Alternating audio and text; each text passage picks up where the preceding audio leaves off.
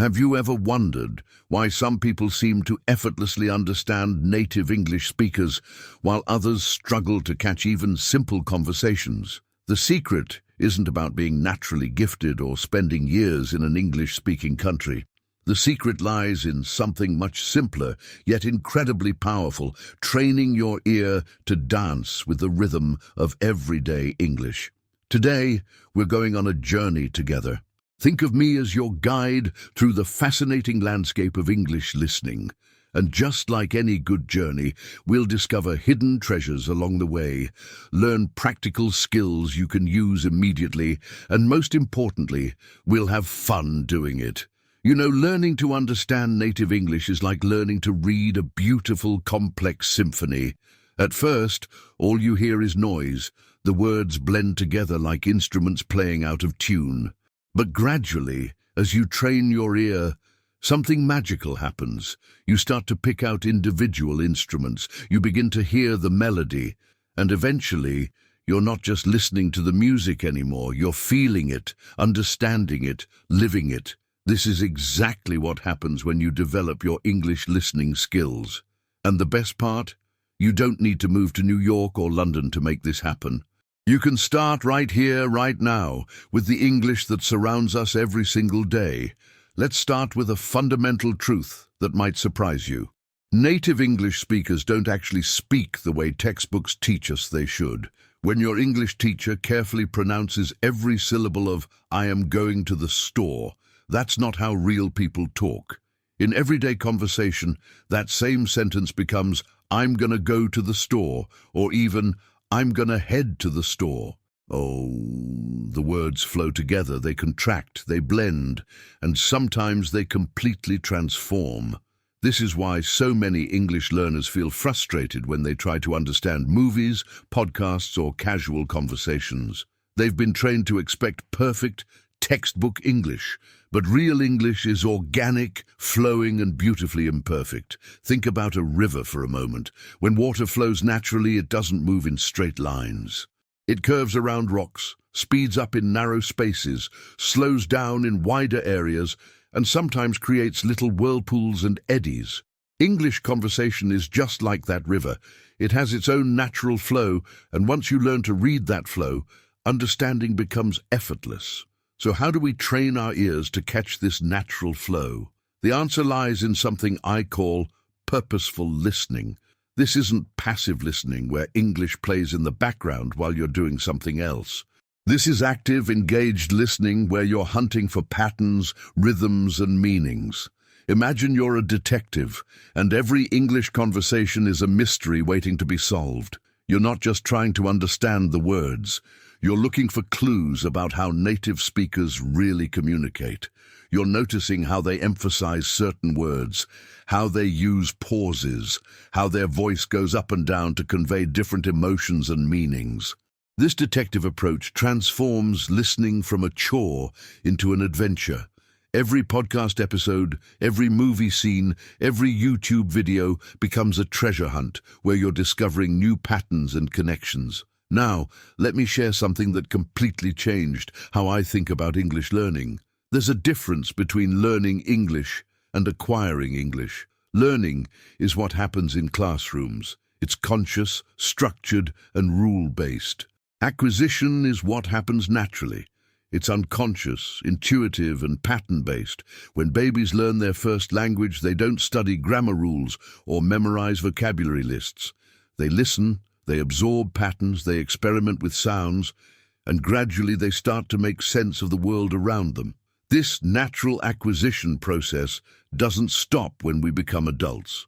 We can still tap into it, but we need to create the right conditions. The right conditions for English acquisition include exposure to natural, real-world English, emotional engagement with the content, and enough repetition to let patterns sink into our subconscious minds. This is why people who fall in love with English TV, shows, or podcasts often make dramatic improvements in their listening skills, even without formal study. Let me tell you about Maria, a student from Brazil who struggled with English listening for years. She had studied grammar extensively, had a large vocabulary, and could read English texts with ease. But when it came to understanding spoken English, she felt lost. Then she discovered English cooking shows. Maria loved cooking, so she started watching English cooking shows not to study English, but because she was genuinely interested in the recipes and techniques. At first, she relied heavily on subtitles, but gradually she started to recognize patterns. She noticed how chefs said, "a pinch of salt," or "let that simmer for 5 minutes." She began to understand cooking terminology naturally, and more importantly, she started to catch the rhythm of casual English conversation. Within 6 months, Maria's listening skills had improved dramatically. The key wasn't that she studied harder, it was that she found content that genuinely interested her and allowed natural acquisition to take place. This brings us to one of the most important principles of developing listening skills: emotional engagement. When we're emotionally invested in content, our brains pay closer attention. We remember better, we process more deeply, and we're more motivated to understand. Think about your own interests and passions. Are you fascinated by technology, sports, fashion, travel, cooking? Whatever lights you up, that's your gateway to better English listening. When you're genuinely curious about the content, the language learning happens almost by accident. But here's where many learners make a crucial mistake. They think they need to understand every single word to improve their listening skills. This perfectionist approach actually slows down progress. Instead, focus on understanding the general meaning, the main ideas, and the emotional tone of what you're hearing. It's like looking at a beautiful painting. You don't need to examine every brushstroke to appreciate the artwork.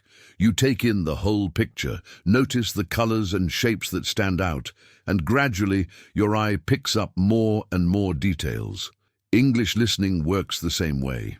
Now, let me introduce you to a powerful technique that will accelerate your listening development: shadow listening. This technique involves listening to English content while simultaneously trying to repeat what you hear, even if you don't understand every word. You're like a shadow, following just behind the speaker, mimicking their rhythm, intonation, and flow. Shadow listening does something remarkable for your brain.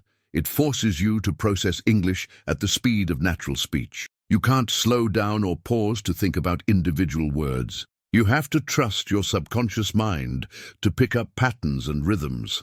Over time, this builds what I call English intuition, the ability to understand meaning even when you haven't consciously processed every word. This brings us to today's special teaching moment. I want to introduce you to one of the most useful and versatile phrasal verbs in English: to pick up. This little phrase is everywhere in native English, and understanding its various meanings will give you a significant advantage in listening comprehension. The phrasal verb pick up has several different meanings, and native speakers use it constantly in everyday conversation.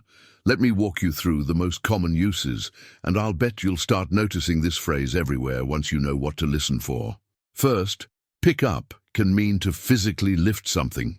Can you pick up that book from the floor? Simple enough. But it can also mean to collect someone or something. I'll pick you up at 7 o'clock means I'll come and get you at 7 o'clock. When parents say, "I need to pick up the kids from school," they mean they need to collect their children.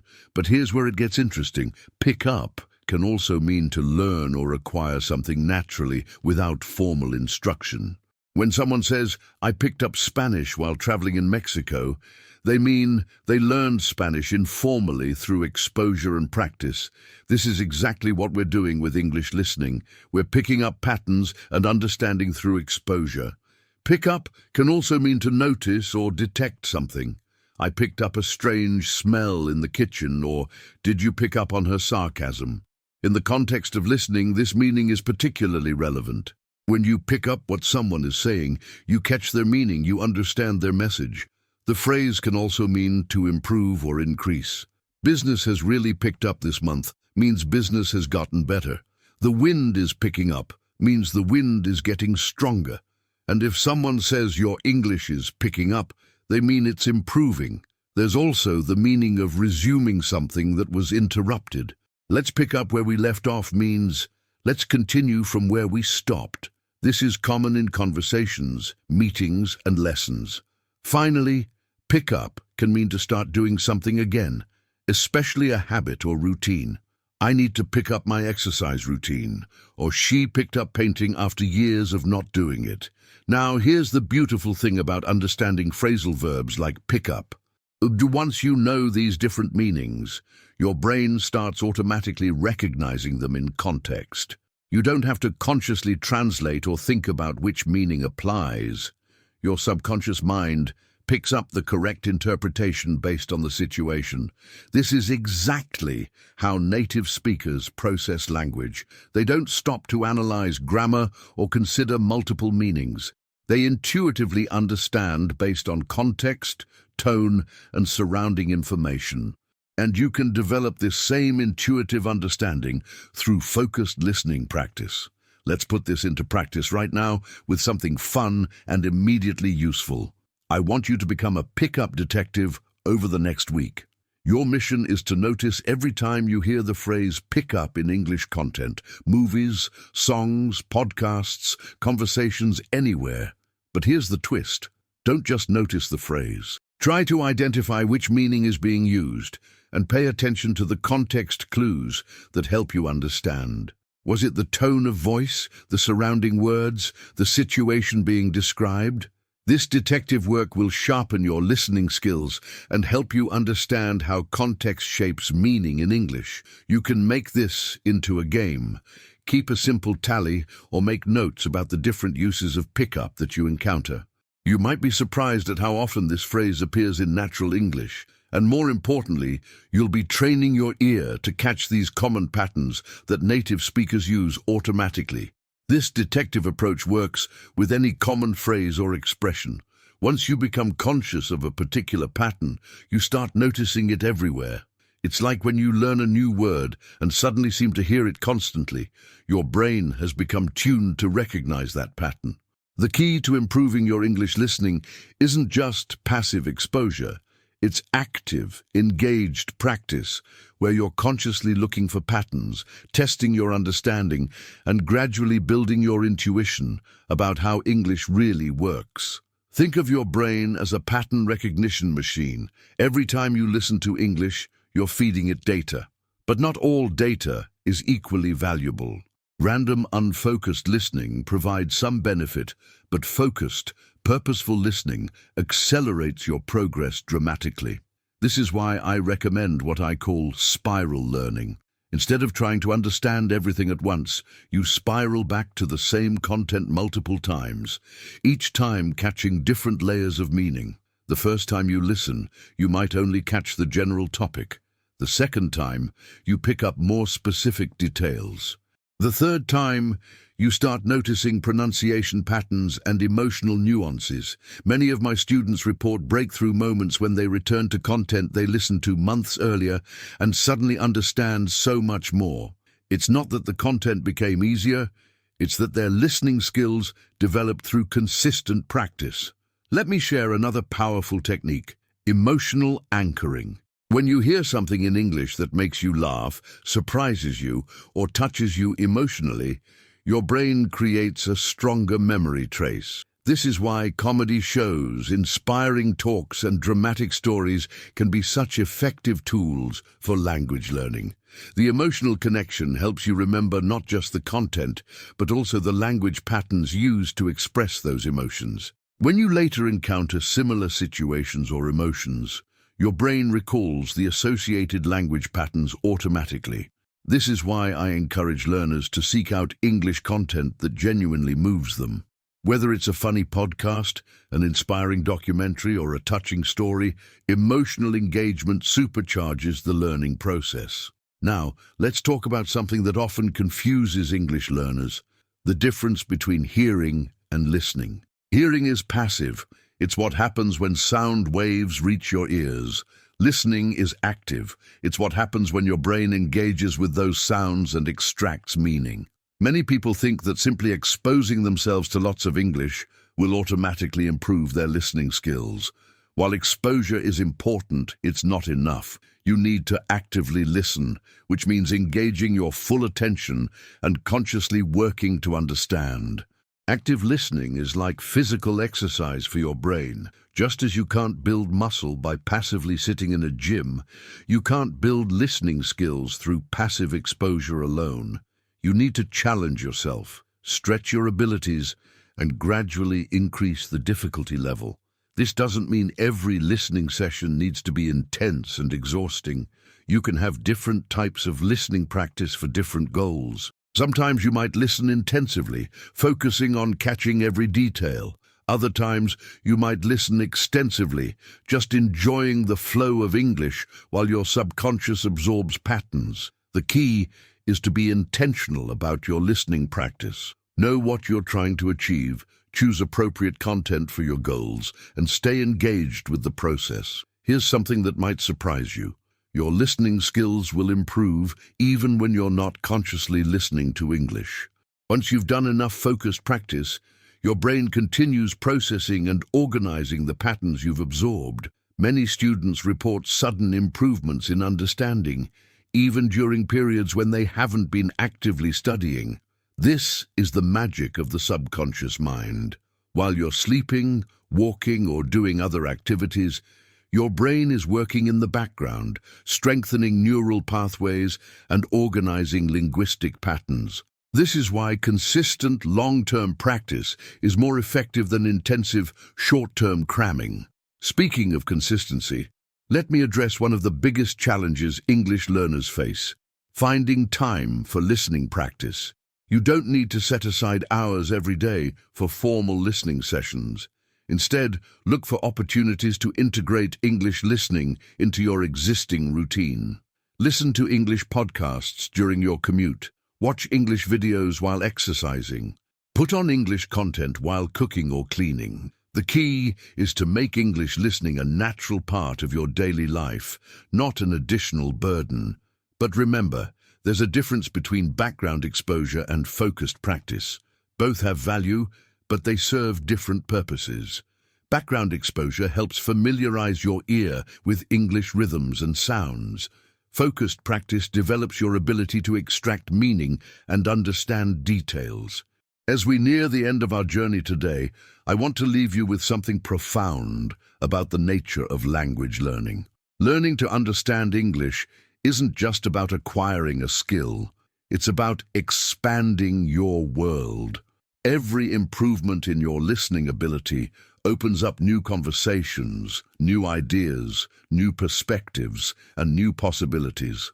When you can understand English podcasts, you gain access to thousands of hours of knowledge and entertainment. When you can follow English movies without subtitles, you connect more deeply with stories and characters. When you can understand casual English conversations, you can participate more fully in the global community. But perhaps most importantly, developing your listening skills builds confidence. That moment when you realize you understood a complex conversation or caught a subtle joke, that's not just a language victory, it's a personal triumph. It proves to yourself that you can grow, adapt, and master new challenges. Remember that every native English speaker started exactly where you are now. They had to learn to distinguish between similar sounds, to catch meaning in rapid speech, to understand context and nuance. The only difference is they did it as children, when their brains were optimized for language acquisition. But your adult brain has advantages too: analytical ability, life experience, and conscious learning strategies.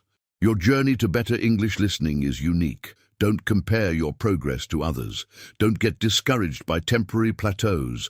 Trust the process, stay consistent, and celebrate small victories along the way. The English language is waiting for you to discover its rhythms, its patterns, its music. Every conversation you overhear, every podcast episode you enjoy, every movie you watch is an opportunity to improve. The key is to approach this journey with curiosity, patience, and joy. So here's my challenge for you.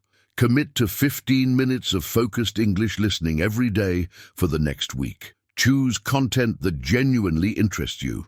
Engage actively with what you're hearing. Notice patterns, especially our friend pick up that we learned about today. And most importantly, enjoy the process. Remember, you're not just learning to understand English, you're training your ear to dance with one of the world's most beautiful and expressive languages. Every step of this journey is valuable. Every moment of practice brings you closer to your goal, and every new pattern you recognize is a victory worth celebrating. Keep listening, keep learning, and keep believing in your ability to master English comprehension. Your future self will thank you for the effort you put in today. Beam. I hope this journey through English listening has been helpful and inspiring for you. I'd love to know where you're watching from. Please leave a comment with your country name so we can see our global community of English learners. If this video helped you understand something new about English listening, please give it a like and subscribe to our channel for more practical English learning content. Until next time, keep listening, keep learning, and keep growing.